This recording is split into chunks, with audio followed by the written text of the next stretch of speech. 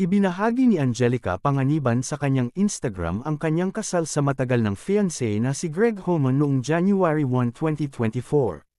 Ikinasal ang mag-asawa noong December 31, 2023, at mayroon silang anak na babae na si Amila Sabine Homan. Maraming pagbati ang kanilang natanggap mula sa mga kaibigan at kasamahan sa industriya ng showbiz. Sa Instagram post ni Angelica Panganiban, ibinahagi niya ang kasiyahan sa kanilang pagsasama ni Greg Homan. Binanggit niya ang kanilang pagsalubong sa bagong taon bilang mag-asawa. Sabi ni Angelica, patuloy na mananalig at maniniwala sa pag-ibig. Sa kabila ng lahat, ang pagmamahal pa rin ang kakapitan. Ang masayang balita ay nagbigay daan sa pagbuhos ng mga pagbati at suporta mula sa kanilang mga kaibigan at tagahanga. Samantala naroon naman ang matalik na mga kaibigan ni Angelica sa showbiz na sina Kim Chiu at Bella Padilla na nakiisa sa mahalagang selebrasyon ng kanyang kasal.